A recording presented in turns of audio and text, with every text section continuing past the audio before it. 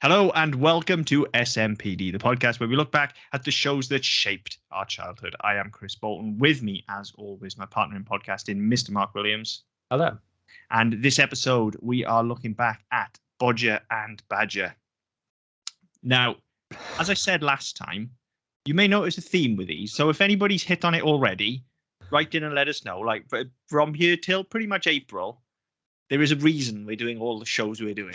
And if you can pick up on them, let us know. But actually, the reason we initially started doing this show is perhaps one of the weakest things about it. But we'll come on to that later on, I guess.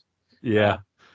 I mean, I've said before, like, we were ITV kids, so I didn't see a lot of the BBC stuff. I do remember seeing quite a few of these at the time, and I've picked out like a handful of episodes over the last couple of days. I've not had a massive amount of time to watch stuff. But I think I've probably watched sort of 7 or 8 episodes, which is more than I normally get to watch. Mm-hmm. And now I remember why I didn't watch it as a kid, because he's an annoying cunt. Simon is, yes. We can get onto the reasons for that, I think, in a bit. I didn't know what I was going to make of this. I watched it a lot as a kid, a hell of a lot. And I remember it quite fondly, and that normally leads to disappointment. Yeah. But, you know, it was never like my favorite show. But when I say I remember it fondly, I remember as much as this is quite a big cultural touchstone, I think, if you're British and of a certain age. Like especially in this house, and just about anyone, you know, you cannot say the word mashed potato normally. If you're, you know, somewhere between your mid-30s to early 40s and a British kid, like you can't just say mashed potato. No, this is potato. This is part of the problem I have, is that I used to really like mashed potato. Like the Smash Aliens had it fucking sorted. Then this twat came along. I fucking hated mashed potatoes. I don't understand, and I may just be misremembering this, but I've thought long and hard over the last couple of days. And I don't understand how there wasn't a bigger marketing push for mashed potato with Bodger and Badger. Because the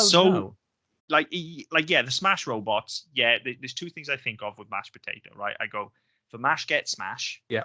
Right?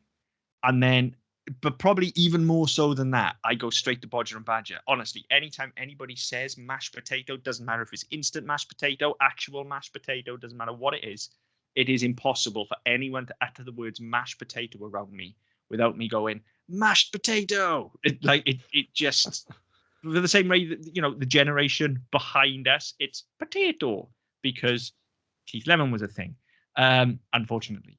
Yeah. But it's that. There is a Pavlovian response from me of Badger loves mashed potato. Like, it's there. It's ingrained in my head and will be forever. So I wasn't sure, again, what to make of it, knowing coming into it that it could be relatively annoying because it's pitched at a younger audience. In all honesty, though, I've watched way more of this than I should have, because my house is upside down at the moment. I'm having some pretty major renovations going on. So it's very busy around here, as I mentioned on the show a couple of weeks ago, which is why I didn't have a lot of chance to watch things then. But I fucking fell down the rabbit hole with this. Like, I watched one on Saturday morning, thinking, I'll carve out an hour here while I'm having my coffee, watch some Bodger and Badger. I was in the house on my own on Saturday because my wife was working, and so I pretty much just sat around drinking coffee and watching Bodger and Badger all day.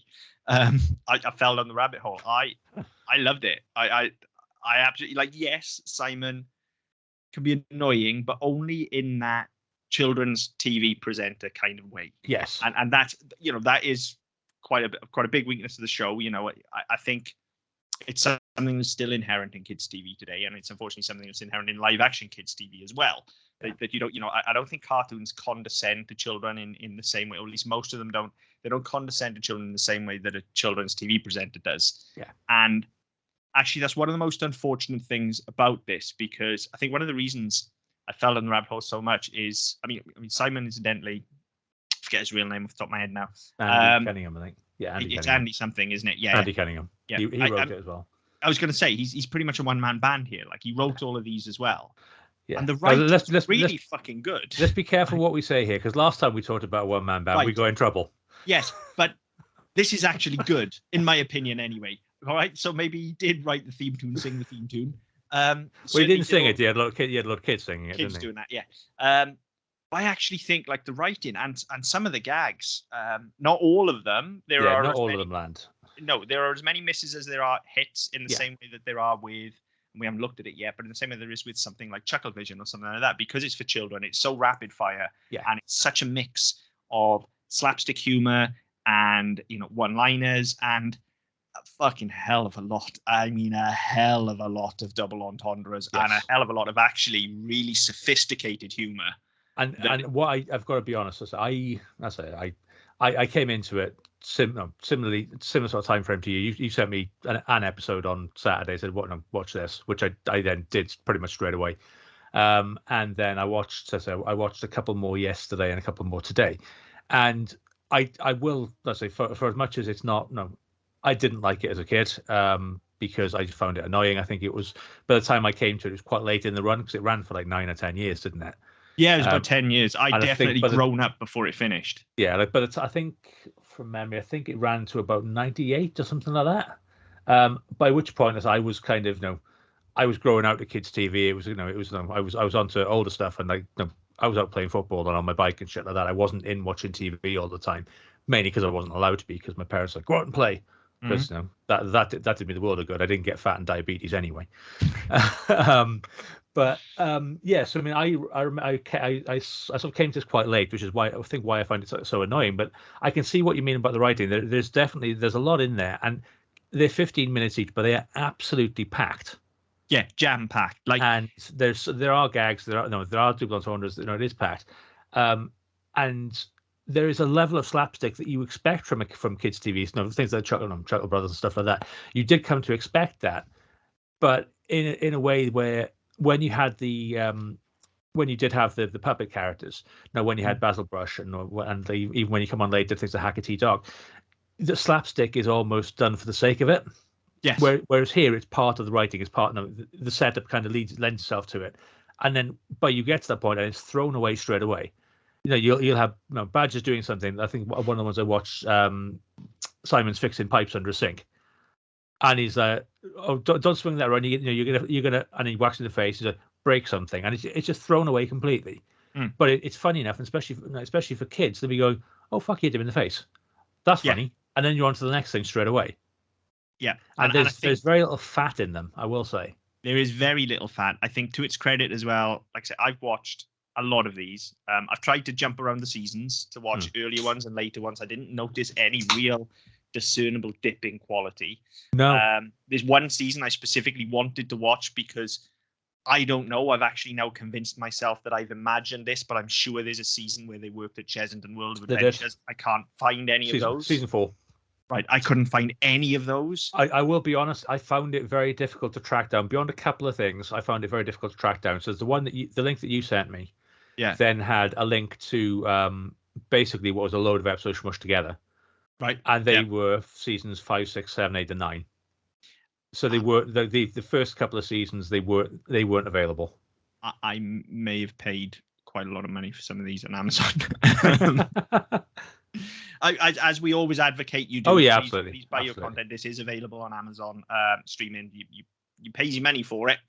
There are some free on YouTube as well. As where I first stumbled across it. But then further Googling led me to find out they were on Amazon. I didn't realize it was specifically season 4 that they were at the theme park. So I would have gone for that otherwise.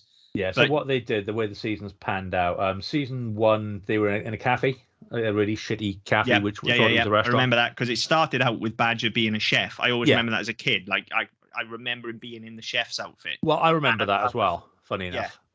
Then seasons 2 and 3, they're in Let's Be Avenue Junior School. So again, nice police pun there. So he's a handyman in school. Season 4, they're in Chessington World of Adventure. Season 5, they're in a flat, and it's kind of made out that he's unemployed, but it's never specifically said. Mm-hmm. But I mean, he's an odd job man. Like he can go literally weeks without a job and then get loads. I mean, he's self-employed. He's not unemployed. He's self-employed. I mean, there's also a thing. I always felt like Simon he's kind of a little bit bohemian, isn't he? Like he's got, like, in his dress sense and stuff, and he's got the little pork pie hat. He seems vaguely eccentric. Yeah. Lives with a talking badger. Like, he's definitely... It'd be a shit show if he didn't. Yeah, he's definitely a bit of a bohemian, I think. And even, when it comes to the episodes in the flat, like he's not living in a swanky pad anyway. He's living in a grotty, rundown, Yeah, it's like a bottom bed. style Yeah, flat, like a yeah, bed sit in North London somewhere.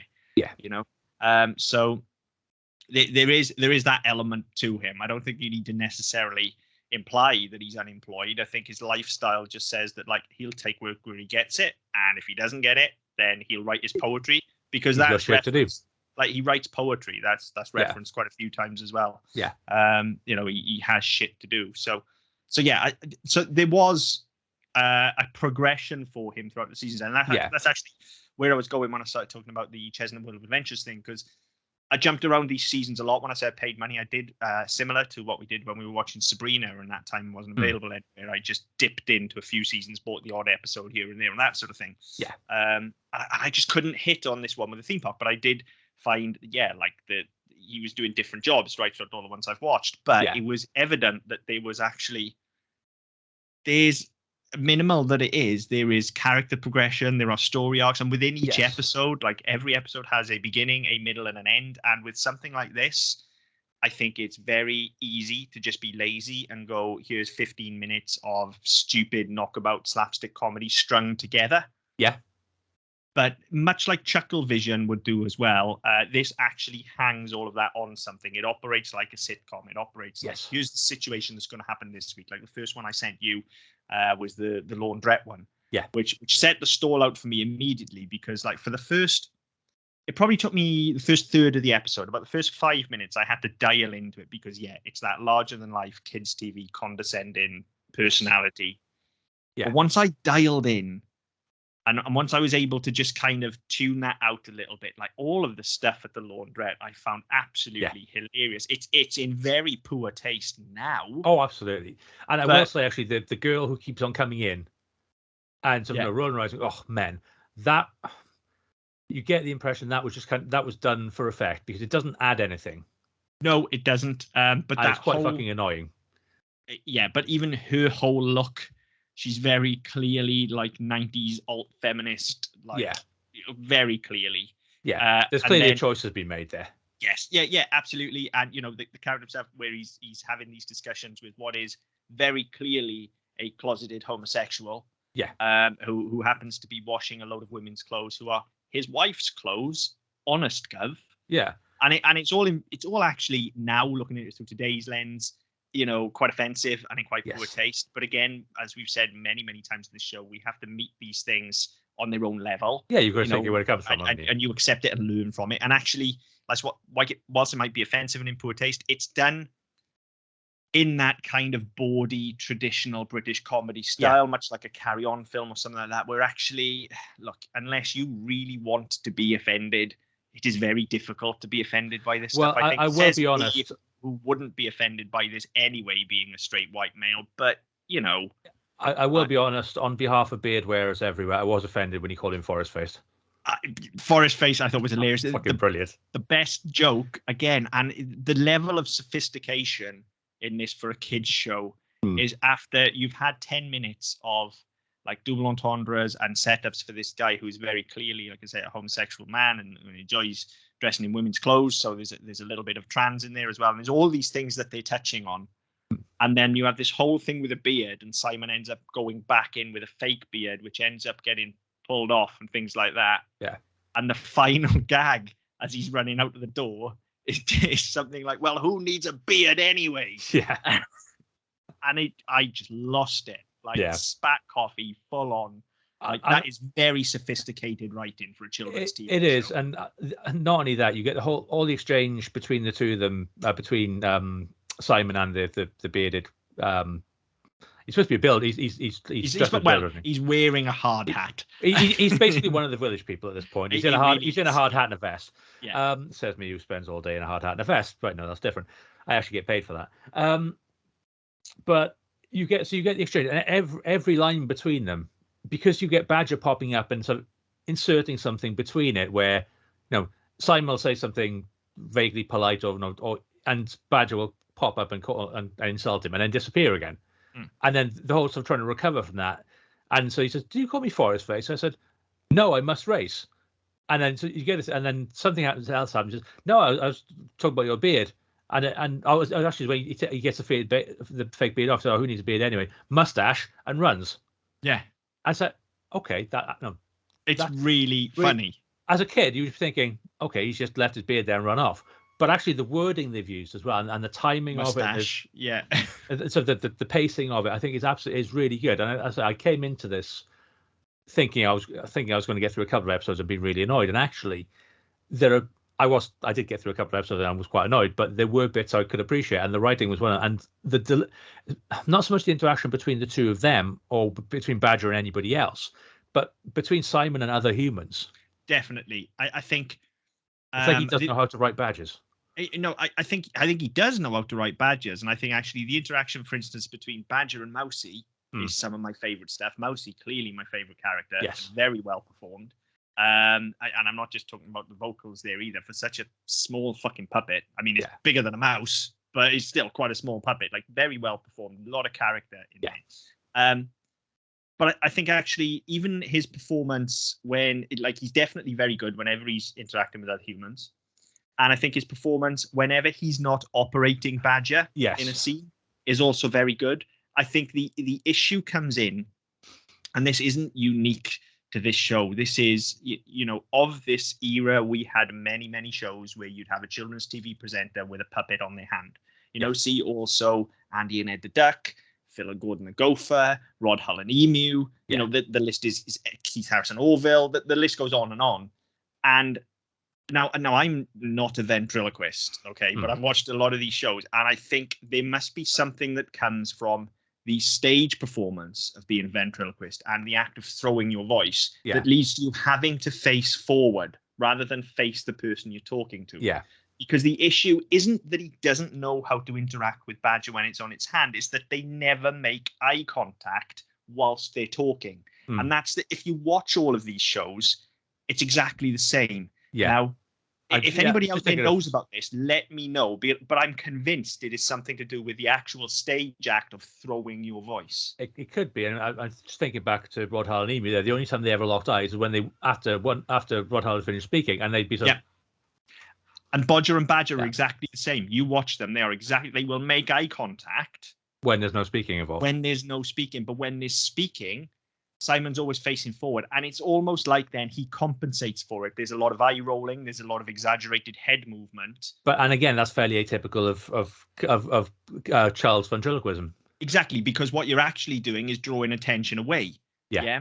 So it's misdirection and stuff like that. So I think there's an element of that in there, and I think the issue is, with something like Rod Hull and Emu, almost always, certainly with the Pink Windmill anyway, almost always there was a studio audience element. So that was a necessity.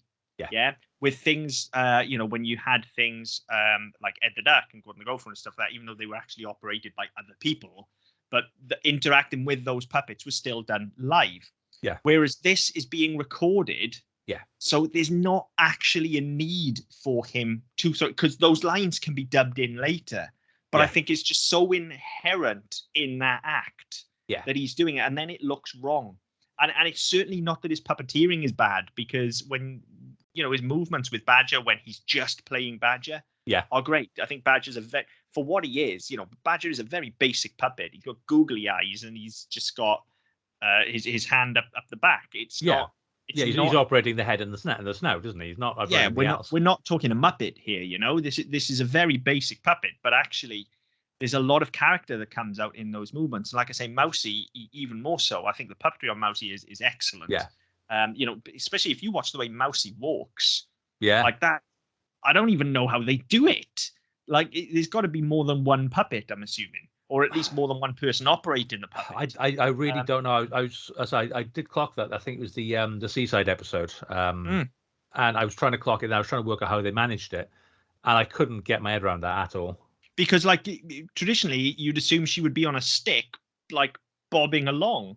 Yeah. I mean, at the same time, she doesn't move like a mouse either. She doesn't move on all fours, but she has a very convincing way of movement then. And those hands are so tiny and they're moving about as well. So I think the puppetry is very good. I think the performances are actually for what they are. And we have to meet them on this level. It is children's TV. And I think what we're annoyed with is the level of performance that's expected of children's TV rather than the level of performance that's being given.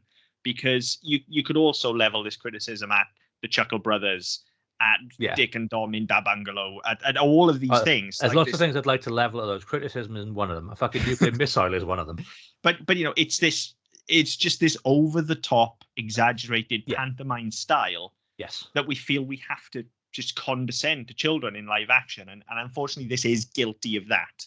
And it's very guilty of that. It is very exaggerated, but actually other than that, I think the performance is quite good. I think his physical comedy and his timing is very, very good. And I think in the writing as well, other than the mashed potato gags, of which there are way too many every episode, but of course there are, like, you're tuning into this to see him covered in mashed potato. I never ever felt like a gag was being reached for. I never felt like there was a great big telegraph to me to you setup.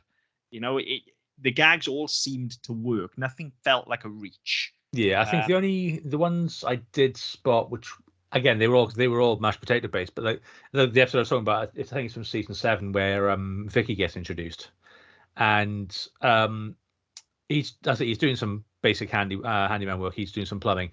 And he's explaining to Badger why you can't have liquid in the sink when you take the U-bend off, and of course the sink is full of liquid mashed potato. Of course it is. Because obviously mashed potato is always fucking liquid. And I know it just makes it funnier and it makes it easier to manipulate for the gags and stuff. But you could see, and this is probably because I'm nearly 40 and I'm looking for this, but you could see exactly where they were going with it. He's under the sink. At some point, he's getting a face full of gunk. But it's always the mashed potato gags. It's like that's expected of the show. So when you have a show that runs for 10 years, there are only so many mashed potato gags you can write. And so sooner or later, apparently 56 million. Yeah, sooner or later they are going to be a reach and they are going to be repetitive. Yeah. But again, I think that, as you said, that's kind of the essence of the show. Is what you expect from this character, especially. I mean, that by that point, that episode was in season 7. So you're expecting it by then, and even to a point where, like we've talked about this before, we get shows that run this long. Actually, you get kind of a generational thing, even though it doesn't run for a whole generation. But the way kids consume television changes as they get older. So you'll have had kids who have come to this in 88, 89, whatever it was, right the way through to they've grown out of it, and other kids are growing into it at that point.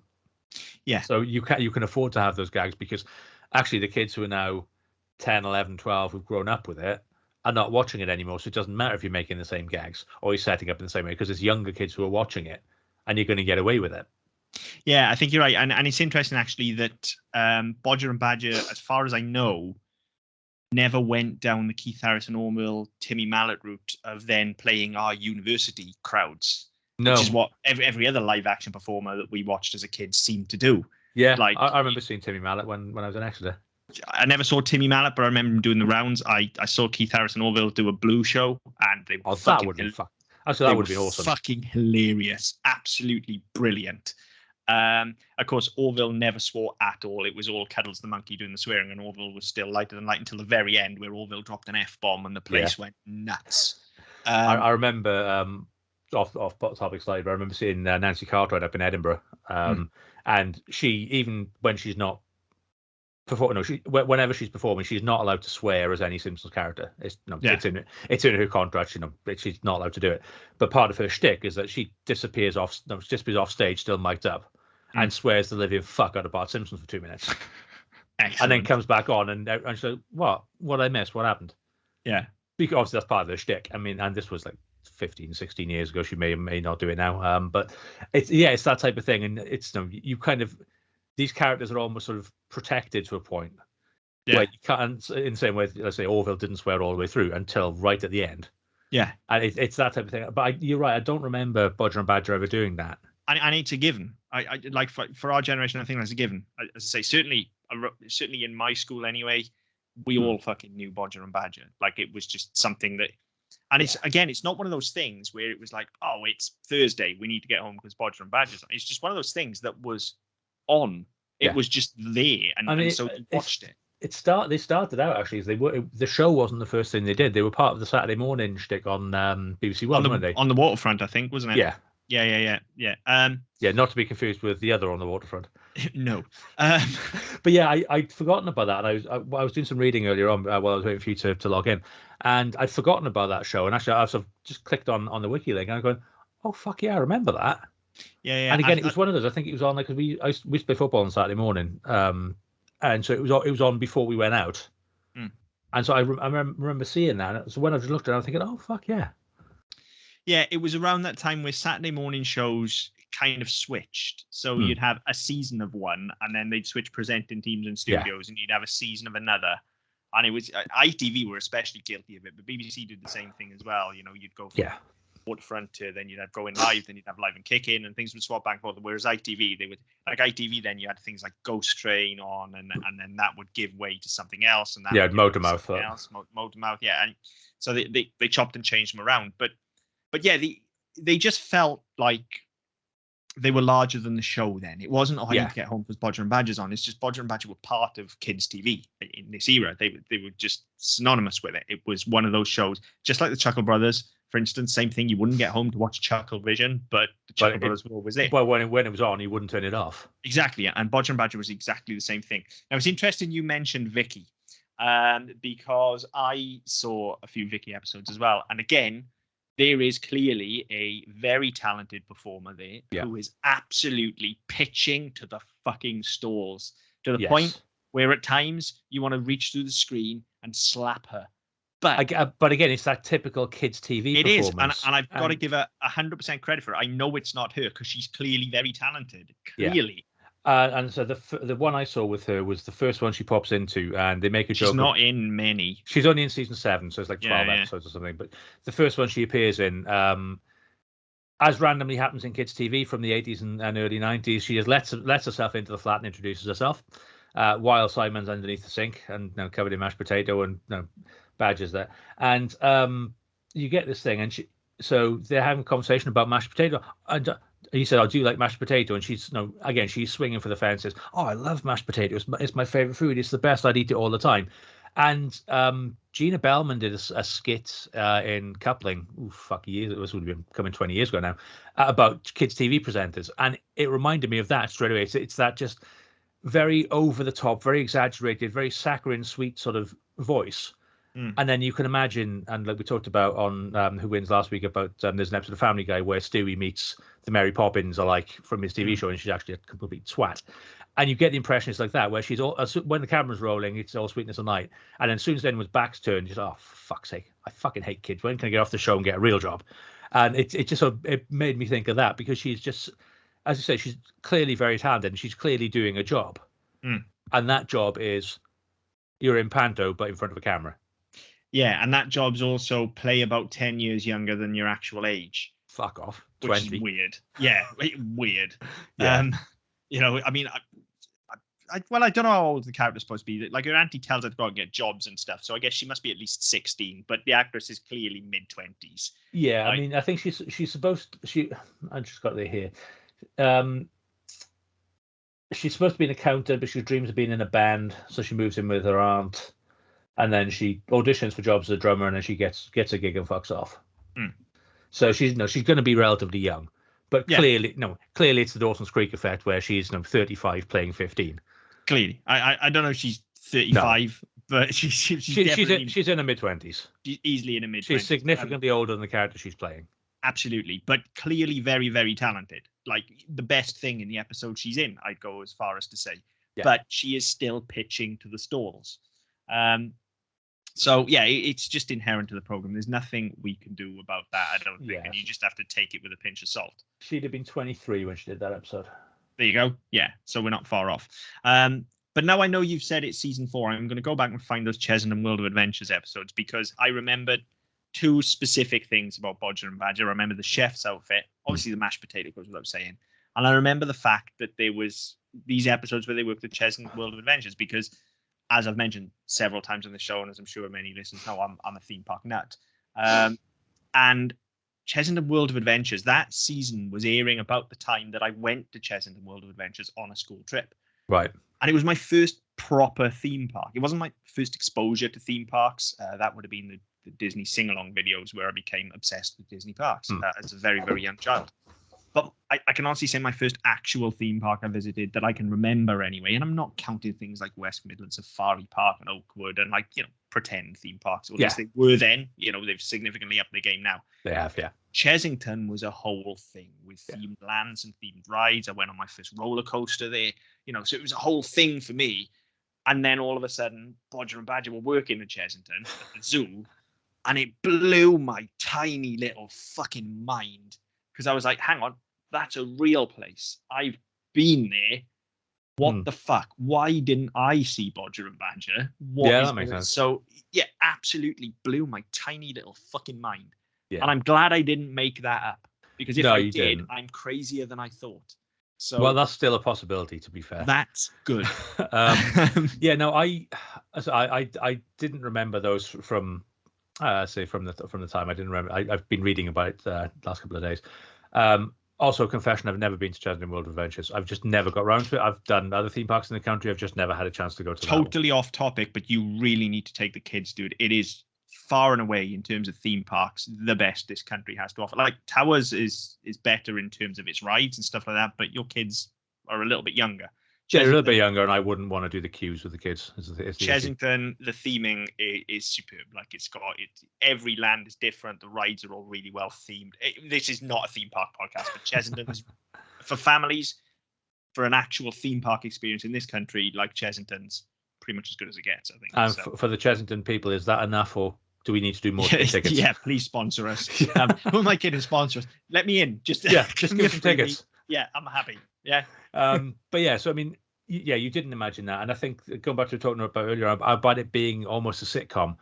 That's the way they set up. They had a different situation every year. So season 1, they were in the cafe. Season 2 and 3, they were at the school. Season 4, they were at the theme park. Season 5, they're in the 5 and 6, they're in the flat.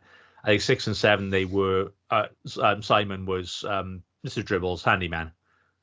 And then 8 and 9, I think they ran a B&B. I was going to say, I think last going off, I'm sure there was some stuff with, because last going off, I'd managed to this is how long this run. I'd managed to age out and then ironically come back to it. Do you know what I mean? Where a point it was like, oh, well, that's for kids, but yeah, I think I'd have been like it. Yeah, so, I'd have been like 15, 16 when it went off, I think.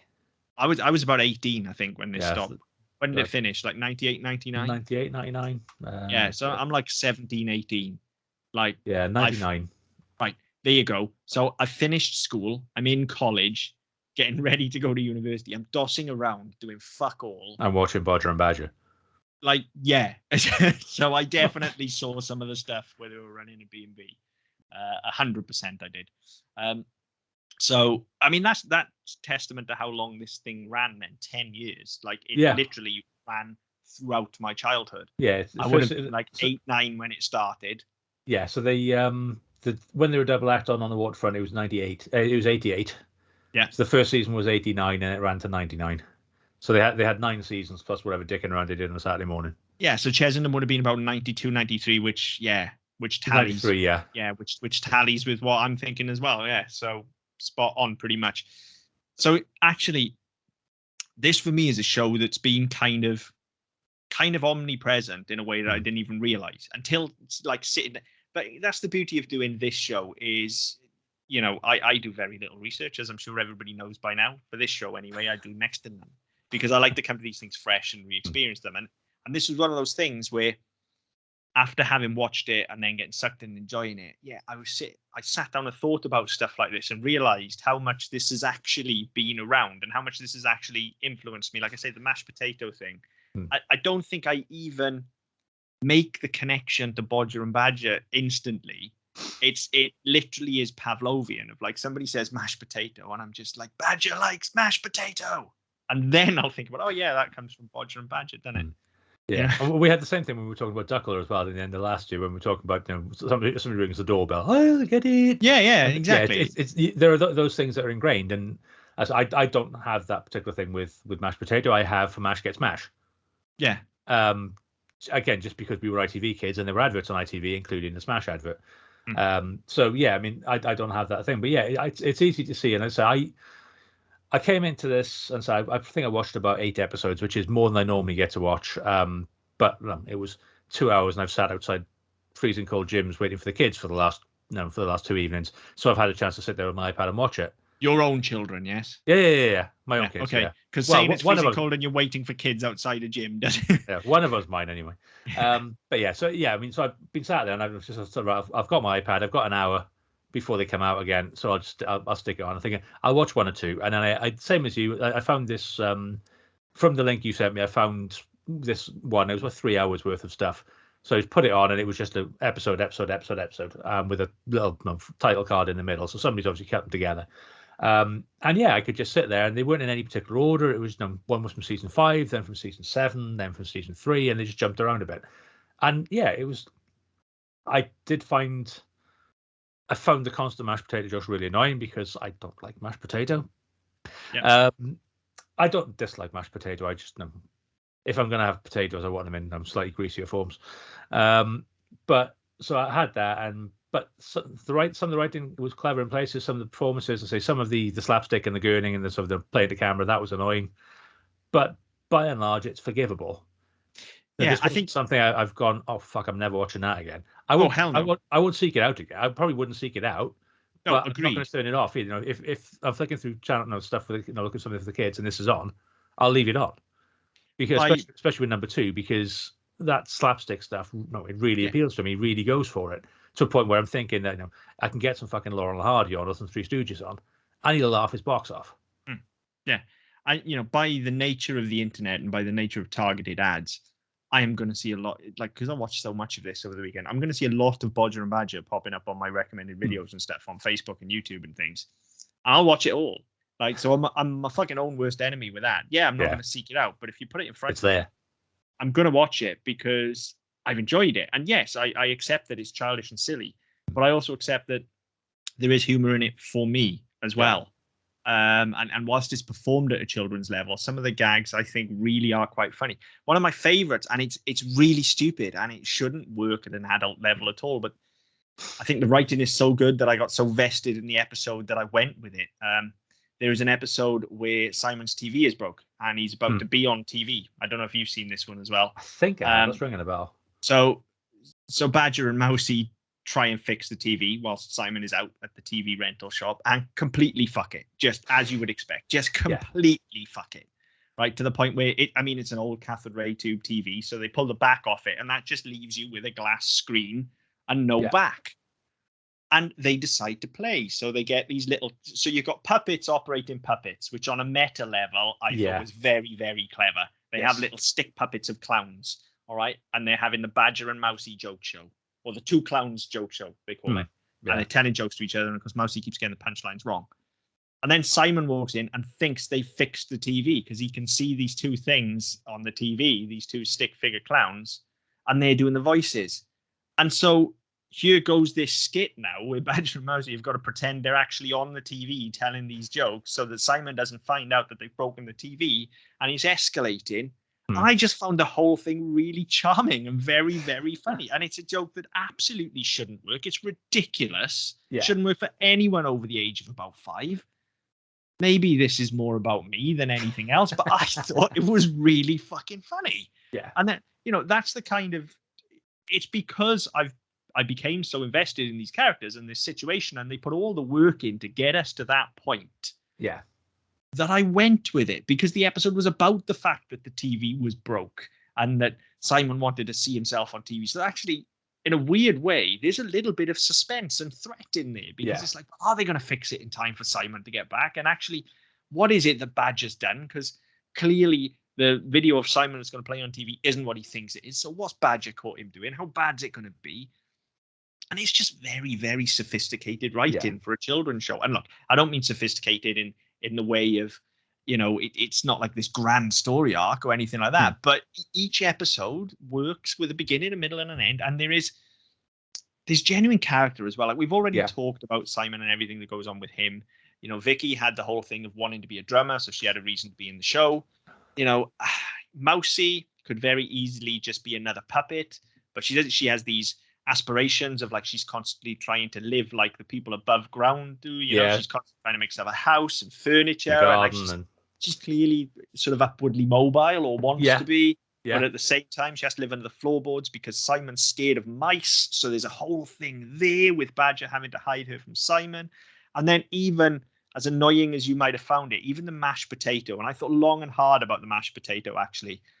And it's actually really fucking good in it because I was trying to work out, like, yes, the gags are not great, but I was trying to work out what it is that sets it apart, right? Because I sat down and thought about all these puppet shows, and I thought about Rod, Hull, and Emu, which of course I loved as a kid. Absolutely adored Emu. I think we've mentioned that on the show before because he was a chaotic little fucker. Yeah. Absolutely adored him, right? And then moving through, we had Ed the Duck and we had Gordon the Gopher, and then eventually getting to Bodger and Badger. And I sort of thought about my connection to all of them, and I kept thinking that actually, and even in watching it now, I think Bodger and Badger is the one that always sits top of the pile for me, and it's always the one that I remember most fondly. It's always like if you were to ask me to name a puppet duo after Rod, Hull, and Emu, just because they were the first, I think I would go to Bodger and Badger, probably even over Keith Harrison Orville. Okay. And I'm like, why is that? What is it about Badger? And you know, it's the mashed potato, right? And it's something that clearly started as an excuse for slapstick humor. Like that mashed potato was a stand-in for Gunge in the show, right? In the late 80s, early 90s, Gunge was everywhere. Everything. It was funny to see adults get slimed and gunged and stuff like that, right? That was the thing. And so it was mashed potato for them. And it clearly started off as, how do we get Simon covered in mashed potato at the end of every episode? Every episode's built up. What it actually became is a whole character thing for Badger. Yeah, here you've got this Badger who's actually, don't forget at the start, a chef, a cook, knows what he's doing, that just absolutely fucking loves instant mashed potato. And as stupid as it might be, it's a character hook that you can latch onto immediately. Gordon the Gopher doesn't have a character hook besides being a squeaky little fucker. Ed the Duck doesn't have a character hook besides having a fucking mohawk. Yeah, they haven't, none of them have got mashed potato. Yeah. Nobody's got a dry white powder problem. Yes, exactly. Exactly that. If they were remaking this now, there would definitely be a way of working in a gag where it looks like he's snorting it. I mean, it constantly looks like he's snorting mashed potato anyway. I don't think you need a gag. It constantly looks like he is. And I mean, he's got that Cockney accent as well. Yeah, so, true.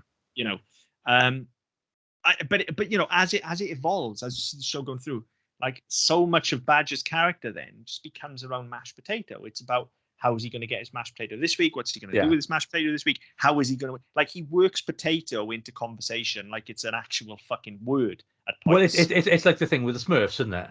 Yes, everything's smurfing, everything for him is potatoes. Everything with him is just he replaces what the keyword with mashed potato. Yeah, so he is. Yeah, it's like cool potatoes, smart potatoes, and it just becomes a thing. And I genuinely think, as daft as it may be, that's grown from what was just an excuse to cover Simon and Gunge. Yeah. And to a character beat that's endeared that character to me and probably more of my generation. Because like I said, the first thing I go to, if you say Bodger and Badger, isn't the song itself, although naturally, you know, mashed potato comes out in that tune. Yeah, you don't just say mashed potato, it's Badger loves mashed potato. But it's the mashed potato connection that remains. So that's some really fucking smart marketing and some really smart character hooks there. It is. And I mean, we touched on it earlier on. I don't remember there being Bodger and Badger brand mashed potato. Me either. Now, why the fuck not? I mean, Smash had that shit covered. I appreciate. No, that there was kind of a whole thing there. But if you want to sell this stuff to kids, you want to get this stuff on shelves. You sell mashed potato to kids by making it Bodger and Badger brand. Now, some people wouldn't know what it was. Some people wouldn't necessarily buy it for the branding. But kids are stupid. Kids will see, even if they don't know the show, they will see a puppet badger and go, eating mashed potato. I want that. I want that. And you're right. I mean, they kind of worked it in. And as they went through, so the whole mashed potato thing evolved with the character to a point where there's one in, I think it's season 5, where there's a couple of burglars who are trying to rob the house. And they pose as like council security experts. And they try and rob stuff. And they rob this ancient Egyptian artifact, which is belonged to Simon's aunt, because obviously keep it in the fucking dining room. And Badger manages to convince them that it's like cursed, and has it shoots ancient mashed potato at people. See, it's funny. It's funny. I'm laughing already. So yeah, Yeah, so and yeah, he scares them off by pretending to be a ghost because obviously talking badgers aren't a thing, so it must be a ghost or something, you know. And so you look at that and you think that no, there's some actual comedy in that. If you can track that one down, it's season 5, episode 5. It's called Ancient Egyptian Mashed Potato. I love that you draw the line at the fact that talking badgers aren't a thing, but ghosts could be. But that's kind of what they've no, that's kind of where they've gone with it. So, oh fuck, ow, my left ear just came back on. So yeah, so I mean, it's that type of thing. And so, you know, as I said, they've gone from it just being, as I said, an excuse to gunge people, to it being almost a character of its own. Yeah, yeah, it's a thing. Like mashed potato is inherent with him, and I think that, you know, there's something in that as well. The thought has gone into that of, I don't know if it's actually clever writing or clever marketing. I think it's probably the latter, but they were switched on enough to recognize something that was landing, to recognize there was a hook there that was landing with the audience, and they fucking ran with it for 10 years to the point where, yeah, it is inherent now. And even now, like, if you brought out Badger brand mashed potatoes now, I guarantee you it would be a bestseller, because I guarantee you my generation is going to run out and buy that fucking stuff. You could sell it on the internet probably for about £10 a fucking bag, when instant mashed potato is about 7 pence in Tesco's. Right? Yeah, but it's still instant mashed potato, though, isn't it? Oh, I mean, yeah, it's barely fucking food, is it? I was going to say, I think what it is. I think potato content is somewhere in the sort of the single-digit percent. Yeah, it's basically wallpaper paste, isn't it? It's pretty much, yeah. It's disgusting, right? But you bring out Badger brand mashed potato, I'd be like, yeah, I fucking want some of that. And especially, I mean, if you're really clever, you do like you would have done back in the day if you were launching it. You'd get a token on every tin of Badger mashed potatoes, and if you get like 50 tokens, you get a Badger. Yeah, dead right. You know it. And I would buy all 50 tins immediately. I'd say you'd buy them in one hit, wouldn't you? Yeah. Now, I do believe there were Badger puppets. I never had one, but I have a vague memory of one of the girls in school having a Badger puppet. I don't know. Let's have a look. I mean, there certainly would have been annuals and stuff like that. Oh yeah, absolutely. But I'm almost certain there were Badger puppets that you could buy. Yeah. Oh, we were wrong. He did a university tour in 2006. He did. Yeah. Oh man. Fucking sellout. Went to Hull, Aston, Warwick, Bath, Buckinghamshire, and Aberystwyth. Yes, and nowhere near us then. No, and a DVD, Bodger Badger Live, was released in November 2006. Of the university tour? Yeah. Oh, I want it. And did Glastonbury in the kids' field at some point. I don't know when that was. So yeah, he did get around a bit later on. Now, even that's a mistake, isn't it? Putting Bodger and Badger in the kids' field. I guarantee you put him on the other stage in Glastonbury. I'd say you stick him in one of the cabaret tents. Everybody's Friday night, get a blue set going. That's fucking full. Yeah, absolutely. You sell mushrooms outside. Everybody's in there straight away doing lines of instant mashed potato. Like, yeah, that's it. So I wouldn't be. I'd be outside throwing up if you gave everyone mushrooms to go in. Good point. No mushrooms for you. But yeah, no. I mean, looking at it, it does seem there's been a bit of a resurgence. With the amount of stuff on YouTube, and it's. No, there is this DVD which I didn't know about, which we'll see if we can track it down, because I fucking want it. I'm gonna look for that DVD. I reckon they're fucking ace live. I reckon they'll be absolutely brilliant. Well, not so much now because he died in 2017. Well, yeah, not now, obviously, unless there's somebody be a bit else. Quiet. I mean, the act is based on ventriloquism. I'm just saying. Oh man, you have a puppet operating a puppet. So yeah. It could work. But yeah, I reckon they're fucking hilarious live, because, as I say, the only big issue for me with the show, because I can get past the performance, it is that stagey element of always looking off into the middle distance when he's sort of talking with Badger. But on stage, I think that flies, because that's the whole point of it. He's engaging with the audience. Yeah, it's that kind of performance, isn't it? So I reckon it would be really good. Plus, I reckon they drop the F-bomb. Probably not. They'd probably do the same as Keith Harris and Nancy Carter and everybody else. They'd probably do it off stage with the mics up and you can't see. See, I don't know, because I think Badger as a character is chaotic enough that you can get away with that. It depends who owns the character, though, doesn't it? Presumably he does. He created it. He may have sold the licensing rights. Now you're done. And that's the thing. And that's the thing with so many of these. And when you do get these, there are a lot of ventriloquist stand-ups, and some of them are good, some of them are really good, some of them are fucking awful. But the ones you'll find that appear on, or they do appearances on things like Live at the Apollo, or they do, they're the ones who they don't get licensed for things, so they can call people cunts. Yeah. And what you get, there was one in the mid aughts, I think. It was a guy did he basically had a Bin Laden puppet. Oh, Jeff. Yeah, I can't remember his name. Is it Dunham? Something like that, Jeff Dunham? Yeah, something like that. And that was one. It was very popular, and it did very well going around comedy clubs. And I remember he played in Cardiff, and I think it was when I was working away, and somebody offered me a ticket for it because it's offensive puppetry, it's right up your street, which duh. But I was like, well, I'm up in Hull all week, so can't do it. If he's up in Hull, give me a ticket. But there's lots of that type of stuff. But the reason that obviously that can fly is because that never got licensed. That show never got picked up.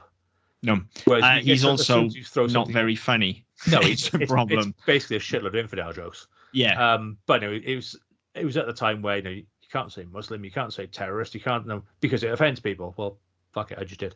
But it was that's what the whole act was built on.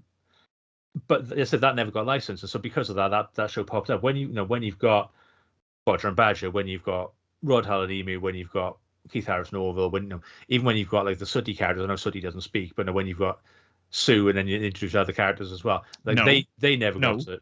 Sooty does speak, but he only speaks in whispers, and he only speaks to Matthew. Sorry, yes, you're right. But he doesn't speak to anybody else, so nobody else can hear him. I apologize. No, but he does speak. Don't do Sooty dirty like that. You know what I meant. He can speak. We're not worthy of hearing him speak. Plus, he's got a fucking potty mouth, and he wasn't allowed to speak on the TV. That's the problem. Yeah, I'll go with that because that's the reason nobody give me a puppet show. Yeah. But yeah, so once you get those characters who do appear in these kids' programs, they get so heavily licensed because whoever's put them on TV wants to make the money back and wants to market them, but also you don't want to then tarnish your brand by being associated with a foul-mouthed bear or badger.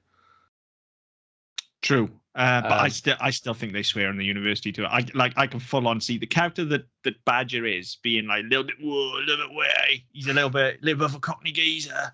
Like I can definitely see him just downing pints and fucking swearing up a storm. It would depend on who owns it. But yeah, that would be the point of doing a university tour. Would be doing an adult version of that show. Completely. Like Mousy needs to get her tits out and everything. It's like if you think of like the Bottom tours when they did live stuff. Obviously, there's all the stuff they couldn't say on the BBC. Yeah, they went out and did on stage. Yeah, completely. It would be that sort of vibe if they could get away with it. I can 100% see them doing an X-rated. I could be totally wrong. We could be way wide of the mark, and he could just have come out and done very gentle, traditional comedy, which I still would have loved. And God bless. But that's not why you do a university tour. That doesn't fly to a university crowd, does it? No. Let's be honest. And look at fucking Keith Chegwin. Like, probably about as inoffensive as a person can be on TV. Does a university tour, gets butt naked, changes his entire image. Yeah. And now he's the guy you go to when you want a wrong un. Like. Yeah, I'd forgotten about it. I'd forgotten about some of his shenanigans. Yeah, I mean, they shut down a nightclub he was in when I was in Swansea. They shut Jumping Jacks down because he was buck naked in there trying to get people to cop off with each other. You could get away with this shit in the 2000s. Yeah. Can't because wasn't he on like an ITV reality show, like Naked Jungle or some shit like that? Yeah, Naked Jungle. Yeah. I don't remember a nightclub tour. I don't remember. I'm not a huge reality TV fan, and at that point I'd have been in uni, so I didn't watch a lot of TV anyway. I was too busy going out getting pissed. But I vaguely remember him doing something like that, and then going off on a tour. Yep. Shut the club down. God bless him. Great fun. Yeah. Anyway, way off topic again. Point, yeah. Of. We were still talking about Bodger and Badger right until the end. Right up until I started talking about Keith Chegwin being naked. Which is an image nobody wants. I hope you don't listen to this podcast first thing in the morning. That's all I'm saying. Or last thing at night. Or if you have a nervous disposition and a weak stomach. Yeah. But I definitely want to find that DVD. I don't regret paying money for the episodes I've paid money for either. Like I think this was worth every penny. I think this is one of those rare shows where, like, obviously I remembered it having an impact on me, but I didn't remember much about it. Not that there is much to remember other than the fact it's a dude and a puppet. You know, it kind of does what it says on the tin. I wasn't expecting to enjoy it I wasn't expecting to enjoy it at all, if I'm honest. I was expecting it to be a fucking slog. I was expecting this to be real hard work. I was as well, to be fair. And it wasn't at all. I was really pleasantly surprised by how high quality it was. Just across the board, the writing is good. As you said, the performances are good. Like, the puppetry is good. Everything is good right across the board. Apart from fucking theme tune, which, like, is been in my head all, like, even as soon as we put it on the list. I don't think, like, even before we put it on the list, I don't think I have to be doing anything in particular or even thinking about Bodger and Badger for this theme tune to just uninvited just pop stole into my brain and just la la la la la la la. It's like, it just fuck off, like, leave me alone. And then when you actually hear it, it's got, because it's a bunch of fucking kids singing off key. Yeah. And it's like nails on a blackboard. That's just like my fucking house. It's horrid. But as a kid, I think I probably loved the chaos of it. And not only that, because it's kids doing it. Because it's kids doing it, you can see yourself doing it. Yes, you exactly. and your mates doing that song. Exactly. So, but I tuned out the fact that it was this chorus of kids screaming it. I could just, like, in my memory, I could just remember Bodger and Badger, Bodger. You know, almost like fucking Rosie and Jim, because they sound very similar. But it's not that at all. It is literally kids screaming at you. Yeah. And it just ends. Like, especially in the intro, it's like a 30-second sting that just ends. And like, at the end, sometimes they play the full theme. But at the start, it's just like a bunch of kids basically screaming the title of the show at you and then going, mashed potato. It's chaos. And not in a good way. But it's still stuck in my fucking head. And I can't get it out of my head. But what's worse is now, because it's recent, it's stuck in my head with those children screaming it, rather than the actually catchy and innocent version that I used to have. So I'm annoyed about that. That's been ruined for me on a rewatch. Everything else is pretty much leveled up for me on a rewatch. I think it was way better than I expected it to be. Yeah, that's fair. I mean, I came into it, didn't remember much of it. So I remember the theme tune. I remember the Badger being quite annoying, and I've come into it, and there have been bits of stood up for me, but and I've been impressed by other bits where I've got, for fuck's sake. By and large, it's not really done that much for me. It's not floated my boat, but at the same time, I've not come out of it like I did with Raccoons or other things we've watched where I've gone, fuck that noise, I'm never watching that shit again. That's ruined my childhood. Yeah. Oh, no, it definitely hasn't ruined my childhood. I got some very fond memories out of this. And it actually, as I say, it took me on quite a deep rabbit hole as well. Like, I sat down and questioned a lot of things about this, which we've talked about since on this podcast. You know, I was like, did Peyton Chesney World of Adventures? Did that happen? And why didn't he go on a university tour? And look how good this writing is. And actually, the mashed potato is really clever and all of this stuff. And there aren't many shows, certainly in recent memory. Way back at the start, when we started doing this show, we had a lot of contextual analysis and we had lots to pick apart. Because we cherry picked the best shows first, as you would, most of them anyway. Yeah. So there was a lot to be said for it, and they had a lot of cultural value. But it's been a while since one of them really took me down a rabbit hole like that. And I'm surprised that it's this one, if I'm perfectly honest. I wasn't expecting to find that level of...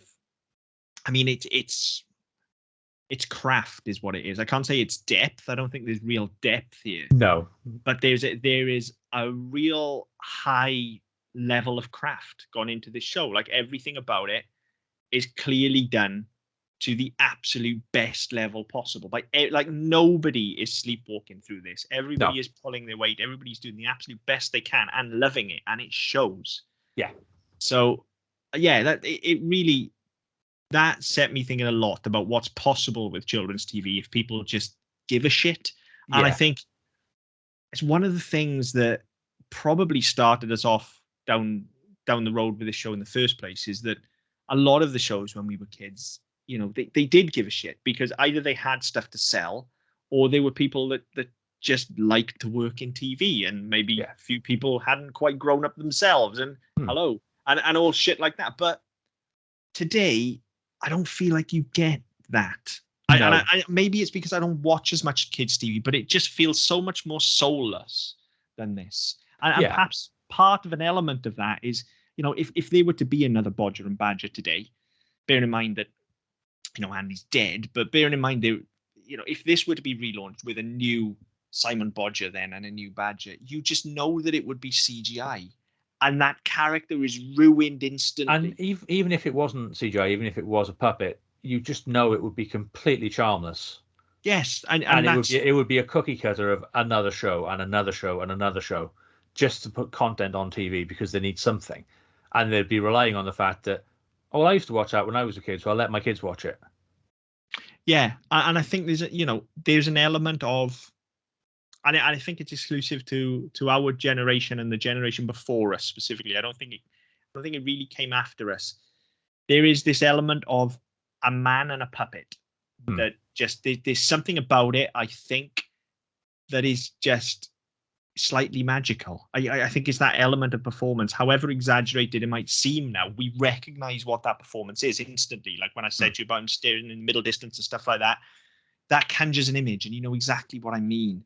And I think that's because there is nothing like it today. And so you do get probably that nostalgic feel from it. And with the exception, when we talk puppetry in this show, we're not talking about things like the Muppets or Sesame Street or Fraggle Rock. We're not talking about puppetry on that level. Yes, this is puppetry. Make no bones about it. And I'm not taking anything away from anyone involved in that. Like I said, I think the puppetry with Mousy is excellent. But it is essentially a guy with his hand up a piece of cloth. That's what it is. It's the most basic form possible. This isn't a sophisticated group of 20 or 30 puppets. No. This is one guy who's made two puppets. Yeah, and he's made a puppet. And he's created this whole sitcom around this badger. And let's be fair, a badger isn't even the most imaginative puppet you could make, is it? Like, no. It's a fucking badger. They're everywhere in this country, and they're arseholes. We all know they're arseholes. Taking over. Yeah. And fair play, he's made this badger kind of an arsehole, but also kind of friendly.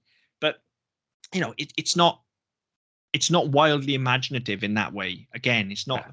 But the craft is there. Like, he's thought about what this puppet needs to be, and every element of it, even at its most basic, when you look at the fact that it's googly eyes, and I've said, well, it's a basic puppet because it's googly eyes. They're there for a reason, because when he's wildly thrashing Badger around, those eyes are going everywhere. Yeah. And it adds all energy. Of a sudden, all you need to do is, you open the snout and and the eyes are bouncing around in the head. And exactly. It gives him that manic energy that it does, yeah, which you wouldn't have if you had solid eyes with...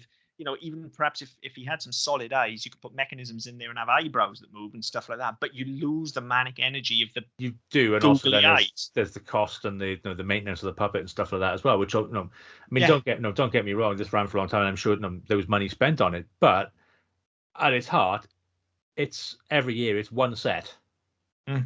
And a very small cast. You're not going to be spending a lot of money. As soon as you say, right, we want to improve the puppet, we want to upgrade the puppet, we want to just, all of a sudden the attraction goes because there's money you've got to spend on it. So I think, again, part of the appeal is that, okay, we've got this puppet and it looks a bit fucking weird and a bit fucking mental, but actually we've got it, and unless it breaks, and we'll probably make a couple more just in case, but we don't need all this sophisticated. No, you look at by the time you got to things like Avenue Q, where you've got where they've got these Muppets and they've got independently moving arms, so they sit on the actor and the actor controls it while they're talking and all the rest of it. You don't need any of that. It's literally a guy with his hand up a cloth badger's arse. Yeah. And that's it. That's all you need. Yeah, and he manages to conjure such character from that, and they're able to tell such concise stories with just a guy with his hand up a badger's arse. And I think there's just an element of pure magic to it. And I think all of these shows, I think I have that connection with. Like I said, I loved Rod Hull as well. Love Keith Harrison, Orville. I think this is just something that our generation had that's maybe been lost. And I could be wrong. Maybe there is something out there now like this. But I'm willing to bet there isn't, because the temptation would be for these wacky characters where they have to be CG and to have a live person interacting with a CG character. Yeah. Because that's cheaper, but it's also soulless. There's no, it doesn't have the element of live performance that this does. And not only that, I mean, obviously you can't recreate it live either. No, you can't go off. You couldn't go off to do this, to do on the waterfront, or you couldn't pop up on the BBC News and cause fucking chaos. exactly. Yeah, Well, exactly. No, you couldn't go on a university tour. No. Whereas you have these. The reason that some of these puppets and some of these acts have endured, not so much now because they are getting on a bit and are starting to die off, but the reason that these people have been able to do that is because there's something physical where you say, right, I can keep Badger in a box. And as long as the box doesn't get wet and the puppet doesn't get damp, and I look after it, I can wheel this puppet out, I don't know, a dozen times a year. Yep. And that's all I need. And Yeah. between that and the residuals I get from BBC and UK Gold and whoever else is fucking showing it, that's fine. That's all I need. Yeah, just don't get your Badger wet and you're away. This basically. is true. Yeah. Yeah, I don't have much more to say. I think this is a very basic show in a lot of ways. Yeah. And so, the basic elements of it we covered in inside of 10 minutes. This is carry on level humor. Yeah. With a guy with a puppet, but it's done so well, and it's so charming. And like I say, there's even, if you really want it, there's these little elements of social interaction to pull out with Mousy and stuff like that, and especially her social status. Like that stuff is there if you want it, and we've touched on that as well. But they don't go too in depth with that. It's there if you want it. I found it and pulled it out, and we've had a brief discussion about it. But actually, I think this show is best enjoyed as just being what it is, which is exceptionally well written and performed comedy, albeit pitched to the stalls. But hey, so's most of this. Like I've said, so's Chucklevision, so was Rent a Ghost when we watched that, so's The Goodies, so's everything that's aimed at a younger audience. Yeah. So hey, it is what it is. And I had a fucking blast with it. I absolutely loved it. And I will definitely watch more. If it's, if it pops up, like watch this video or whatever on YouTube or is on my Facebook feed, I'm not going to scroll past it, especially not at 13 minutes a clip. Yeah. Yes, like please. I'll watch that. That's a distraction easily. And that's the type of distraction, again, you can be flicking through your phone on the bog, and if this pops up and you're like, 13 minutes, can I spare 13 minutes on the bog? Yeah, probably. I'm going to get a dead leg, but it's fine. Whatever. Yeah, I'll prop the phone up and watch it. Or, waiting for your dinner to cook or whatever it is, you can scroll and see one of these and just be like, yeah, it's 13 minutes. Yeah, that'll do. Yeah, and you'll have a good 13 minutes with it too. It's enjoyable. Well, you dial in and you tune past the zany manic energy, and it's really enjoyable and genuinely funny. Genuinely funny. And like I said, there is some quite sophisticated humor in there if you switched onto it and you're willing to look for it. Whether it's intentional or not, as always, we don't know. Maybe it's me reading too much into things, but that beard gag was too fucking good. And it's one of many that I found as I was watching it. So yeah, there's a lot in there that can be pulled out if you're looking for it as an adult. So 2 big thumbs up from me. I think everybody should go. If you got any memory of this show whatsoever, if you got any fondness for it, I promise you it is actually, as much as I can remember what it was, it is exactly what I remembered when I think about it, and that's why I was worried, I think, is because I do remember it had all this zany energy and stuff. But no, I enjoyed it. It's everything I remembered in a good way. So go back and give it a look. If you liked it as a kid, you'll like it now. And, maybe break out the mashed potato and have a grand old time of it. Yeah, just preferably cook it first, don't snort it. Yeah, I mean, you probably can snort potato flakes. I don't think they're going to do you any bother, are they? I don't know. I don't know. Inquiring minds need to know. Maybe that's a video that we'll get up for you next week. Although, if you're going to do it, use potato flakes. Don't use Smash, because Smash is cubes, and that'll hurt. Yeah. Also, I don't think Smash would like us putting that on the internet either. I don't give a fuck. It's not like Smash listen, is it? Well, they might. Those aliens are every fucking way. Hey, look, if I do a video where I'm snorting Smash and it gets enough traction for Smash to see it, I'll fucking take that. All right? There you go. So that's what we're putting out next week, listeners. I'll have any takedown order they want to slap us with. as long as enough people see it that it reaches smash. That's fine. Yeah, so we won't do a show next time. We'll literally just have Chris snorting random stuff. I mean, I'd have to crush the smash cubes first. I'm not like I'm seriously worried I'd like choke or something if I tried to small. It would dissolve though, wouldn't it? Wouldn't it dissolve in your mucus? That wouldn't be much enough. I don't know. Because if you like, I mean, they're not massive. If you could snort it up through your nasal cavity, by the time it gets into your, there's enough water in your throat to turn a smash cube. Because I've eaten enough raw smash cubes to know that you can put them in your mouth and make mashed potato. Okay, fair enough.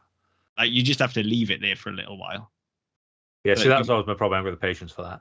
Yeah, I mean, if you crunch them, you may as well just eat fucking croutons because that's basically what they're like. Dried crisps, basically. They make like a weird crouton-y type.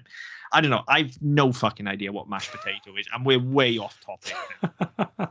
Yeah, we're at the end of the show. We're rambling now. That's kind of where we go. I've had a long, difficult week. My house is upside down, and Mark set me off talking about mashed potato. So we should probably end this right now. Yeah. It gets even weirder. Yeah. As always, if you have thoughts on Bodger and Badger or mashed potato or anything else, reach out, let us know. If you have tried nasally ingesting smash, please tell us what that was like, because why the fuck not. But yeah, on Twitter you can get in touch with us at SMPD Pod. You can go to our website, ddpodcast.net, where you can also get our previous episodes and our other shows, wherever you get your podcasts from. Like, share, subscribe, leave us a message. We'll be back to you as best we can. But until next time, mashed potato!